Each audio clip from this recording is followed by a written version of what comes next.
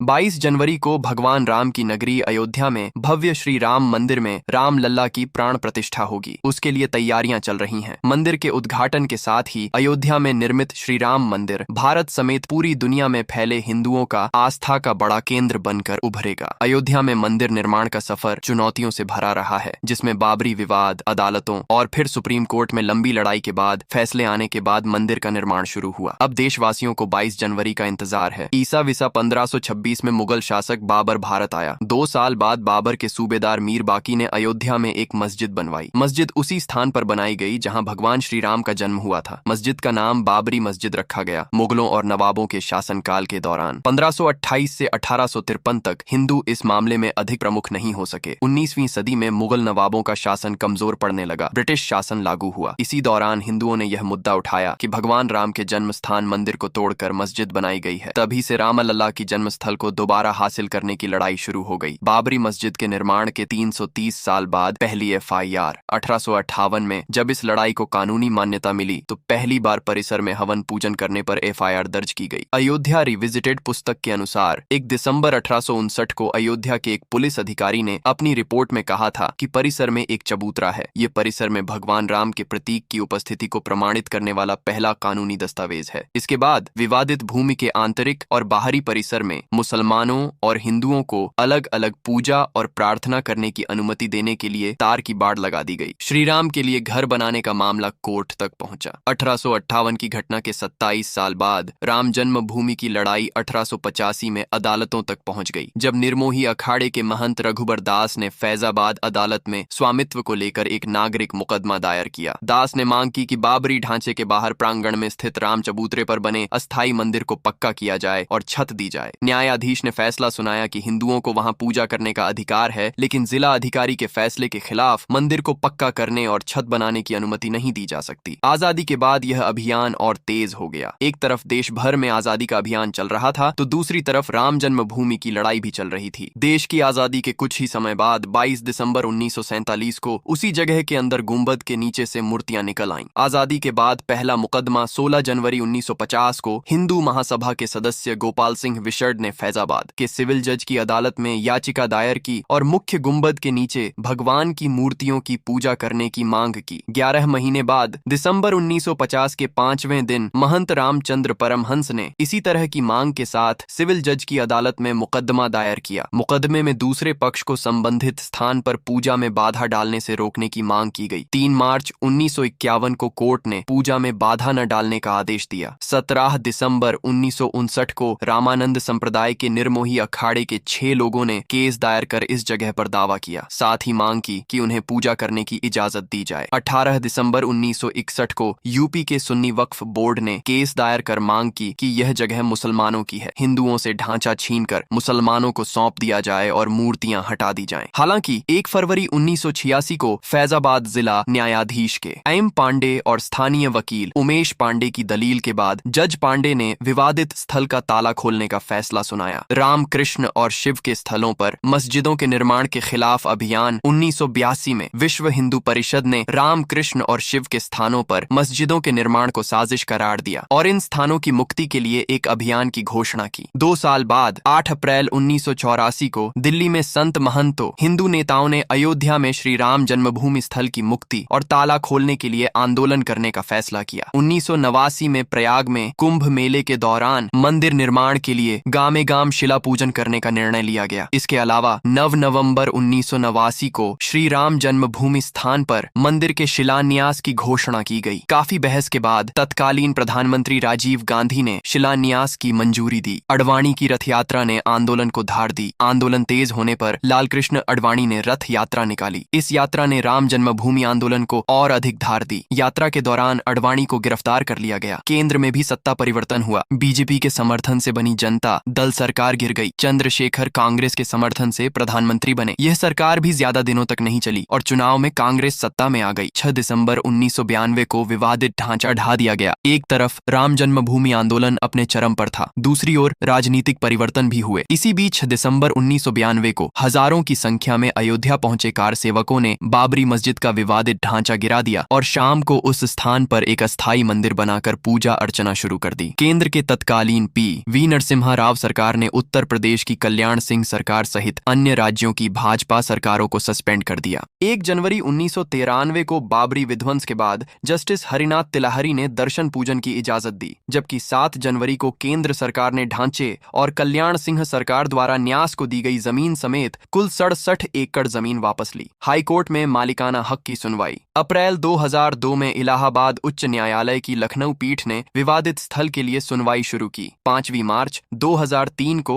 भारतीय पुरातत्व सर्वेक्षण को इस स्थल की खुदाई करने का निर्देश दिया गया था। 22 अगस्त 2003 को पुरातत्व सर्वेक्षण ने अदालत को एक रिपोर्ट सौंपी, जिसमें कहा गया कि विचाराधीन स्थल पर जमीन के नीचे एक विशाल हिंदू धार्मिक स्थल था। 30 सितंबर 2010 को उच्च न्यायालय ने आदेश दिया कि साइट को 3 पक्षों श्री रामलला विराजमान, निर्मोही अखाड़ा और सुन्नी सेंट्रल वक्फ बोर्ड के बीच समान रूप से विभाजित किया जाए। न्यायाधीशों ने केंद्रीय गुंबद के नीचे जिस स्थान पर मूर्तियां थीं, उस स्थान को श्री राम का जन्म स्थान माना। 2019 में सुप्रीम कोर्ट ने मंदिर निर्माण का आदेश दिया। 6 अगस्त 2019 से सुप्रीम कोर्ट राम मंदिर जन्मभूमि मामले की रोजाना सुनवाई कर रहा था। 40 दिन बाद 16 अक्टूबर को सुनवाई खत्म हुई और कोर्ट ने फैसला सुरक्षित रख लिया। 9 नवंबर 2019 को 134 साल पुराने युद्ध का निर्णायक दिन था। इस दिन सुप्रीम कोर्ट ने संबंधित स्थल को श्री राम जन्मभूमि माना और माना कि 2.77 एकड़ जमीन रामलला की है। कोर्ट ने निर्मोही अखाड़ा और सुन्नी वक्फ बोर्ड के दावों को खारिज कर दिया। साथ ही निर्देश दिया कि केंद्र सरकार मंदिर निर्माण के लिए 3 महीने के भीतर एक ट्रस्ट बनाए और उसमें निर्मोही अखाड़े के एक प्रतिनिधि को शामिल करे। कोर्ट ने यूपी सरकार को आदेश दिया कि मुस्लिम पक्ष को मस्जिद बनाने के लिए अयोध्या में उपयुक्त स्थान पर 5 एकड़ जमीन उपलब्ध कराई जाए। 2020 में खत मुहूर्त और अब प्राण प्रतिष्ठा। 5 फरवरी 2020 को प्रधानमंत्री नरेंद्र मोदी ने अयोध्या में मंदिर निर्माण के लिए श्री राम जन्मभूमि तीर्थ क्षेत्र ट्रस्ट की घोषणा की। इसके 6 महीने बाद 5 अगस्त को मंदिर की आधारशिला रखी गई और अब 22 जनवरी को मंदिर में भगवान श्री राम की मूर्ति की प्राण प्रतिष्ठा होगी।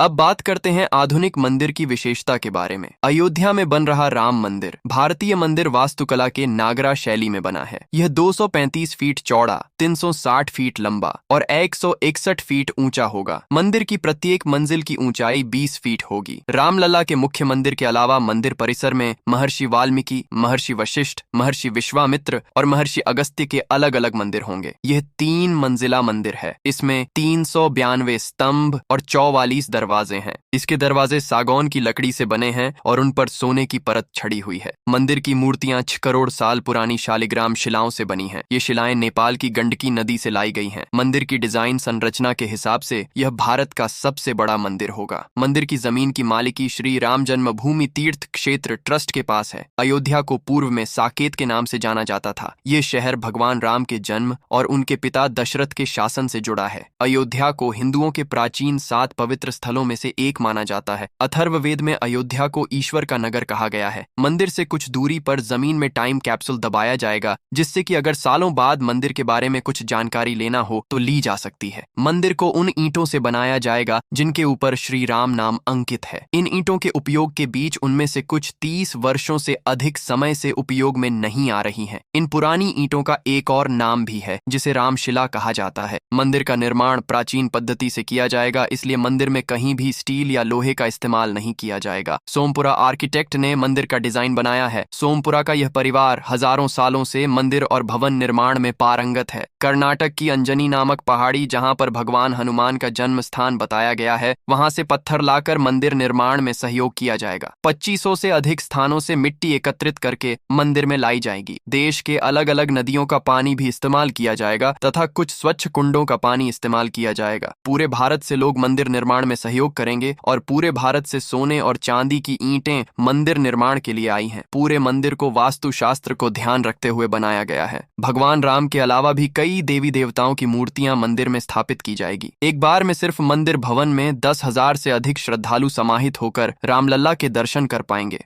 आपको ये वीडियो पसंद आया हो तो लाइक, कमेंट करें और चैनल को सब्सक्राइब करना ना भूलें। मिलते हैं अगले रोचक टॉपिक पे। धन्यवाद।